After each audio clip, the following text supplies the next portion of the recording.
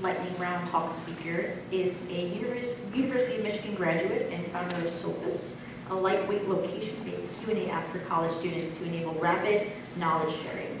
So after founding 2 companies and raising over $20,000 in grants during college, he decided to move to the Bay Area to found Sophos, go through 2 incubator programs, and return with a product that is ready to onboard users. So ladies and gentlemen, Dimitri Akimaru.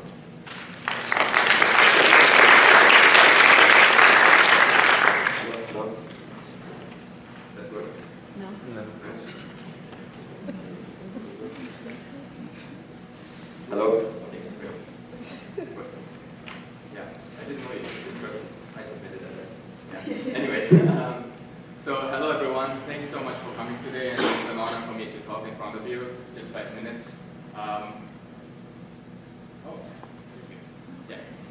So my name is Dimitri Akimaru, a recent graduate at the University of Michigan, and now a founder of a San Francisco-based startup called Sophos, where we are building a mobile application for college students to help them get location-relevant questions answered by the education community. And I want to make sure that this presentation really doesn't become an advertisement for our company, but rather to try to explain to you how we try to leverage information architecture in order to take this complex problem of getting everybody's knowledge out of your heads and into something that is very usable and tangible for users. So I would like to start off by a quick example that I have here. When I was a student, I used to bike a lot around Ann Arbor, and I was prone to getting flat tires. So where can you go and deflate flat tires? It's a very minor thing that you think about, but if there's an easy way to crowdsource that kind of information, it would be great, right? While I was having that flat tire, I was pushing my bike through Central Campus, and there's a beautiful bell tower outside today as well, where I saw a bunch of people going in and out of the bell tower, mainly college students. And I was wondering, isn't that only for staff that go up there and ring the bell every 15 minutes? So actually, I could not imagine that there's classrooms in there because it's just so loud in there, right?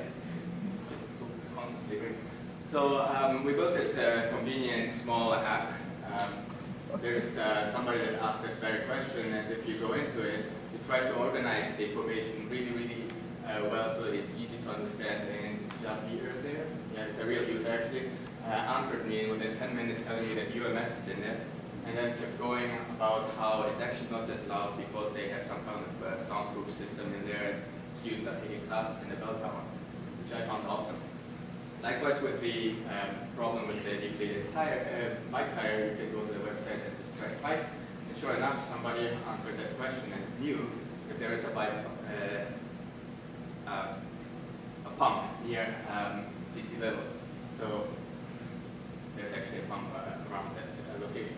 There was also a question a couple of days ago about whether UMSI has AR, VR classes. It hasn't been answered yet. Anybody wants to answer that? But really got me thinking, because students actually showed an interest in this. What do we have now that we didn't have, say, 5 or 10 years ago, where all these existing platforms came out, Quora, Answers, Jelly, etc. It's really about trying to get context aware, making the app context aware and getting context from the environment that you're in.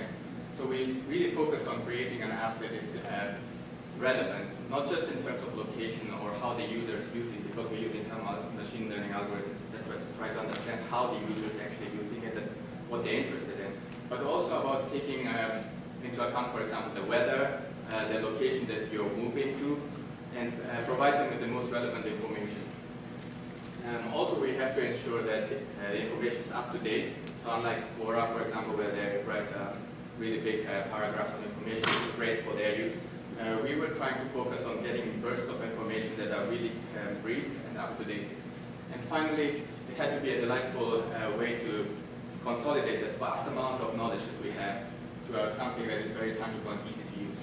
Which is why we believe that these 3 angles that we're focusing on will truly make this application something that is a very delightful experience for users. And if you think about the future of where things can go, with AR, VR, etc., we can provide Siri or Cortana a way to access our information and be able to quickly give you relevant information about what students or even people outside of U of M have asked related to that specific location. It's a really short intro of what we are doing. I hope I have more time to talk about the actual information architecture in our app, but thank you so much for hosting me. It's an honor.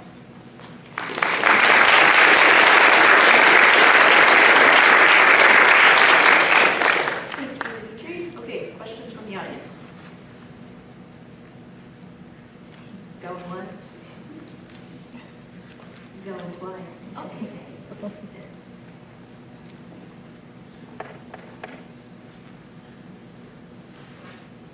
I was just wondering, is this kind of specific to like each university, kind of like Facebook got started, so you have like this for U of M and that? Absolutely, yes. So that's the goal initially. We're trying to target small worlds like U of M or other college campuses, and eventually make it geolocation relevant so you can go into San Francisco downtown and try to find information about it. Yeah, exactly.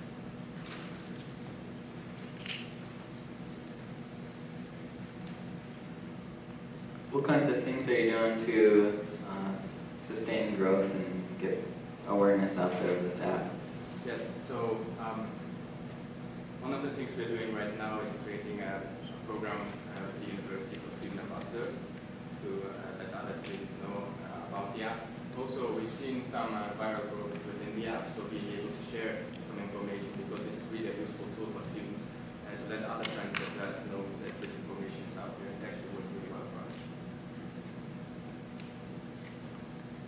If you have around 10 different answers and it's not a factual question, how do you choose which answers to show and which ones to show first? It's a very good question. We had a challenge with that. We basically take the life counts of how users upload the question as well as the decay of over time, how people are actually rating it based on the current situation. We have mathematical models for that. Cool. All right. Well, thank you, Dimitri.